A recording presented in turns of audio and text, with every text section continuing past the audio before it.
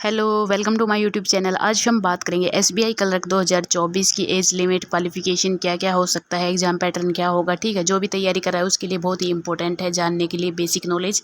Starting date आपकी बात कर लेते हैं कि आपके जो फॉर्म स्टार्ट होने हैं वो अक्टूबर लास्ट या नवंबर लास्ट तक, नवंबर तक आपके ज़रूर 100% श्योर हूँ मैं, आपका नोटिफिकेशन देखने को मिल जाएगा। ठीक है, वैकेंसी आप सभी को पता है, आपकी कैटेगरी वाइज और सर्कल वाइज और स्टेट वाइज आती हैं। SC ST EWS इनकी अलग अलग वैकेंसी होती हैं। गर्ल्स और बॉयज़ की एक ही कट ऑफ लगती है, एक मतलब वैकेंसी अलग अलग नहीं होती हैं, एक ही में काउंट होती है। ठीक है, उसके बाद हम बात कर लेते हैं आपकी एज लिमिट की। एज लिमिट आप सभी को पता है 20 साल से 28 साल के बीच में आपकी होनी चाहिए।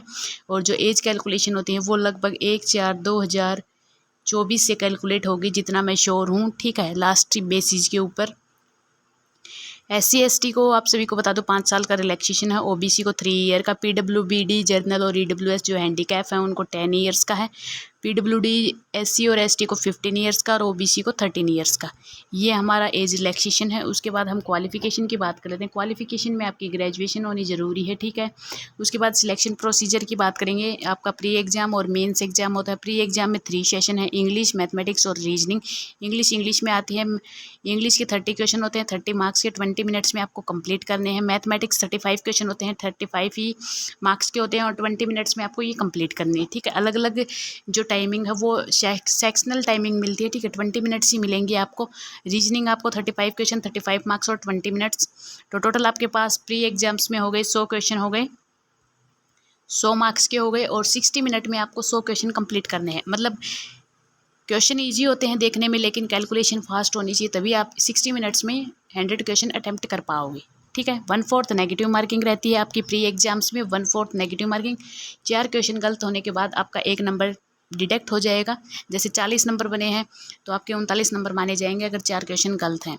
ठीक है, फिर 10 टाइम्स कैंडिडेट को आपको मेंस एग्जाम के लिए बुलाया जाएगा। उसमें आपका जर्नल जीके आएगा, 50 क्वेश्चन, 50 मार्क्स का, 35 मिनट्स आपको करने के लिए मिलेंगे। उसके बाद जर्नल इंग्लिश आएगी, 40 क्वेश्चन, 40 मार्क्स, 35 मिनट्स करने के लिए मिलेंगे। फिर मैथ्स में आपके 50 क्वेश्चन, 50 मार्क्स, 45 मिनट्स आपको करने के लिए मिलेंगे। उसके बाद आपका रीजनिंग में 50 क्वेश्चन है लेकिन 60 मार्क्स मिलेंगे आपको। ये बेनिफिट है जिसकी रीजनिंग बेस्ट है।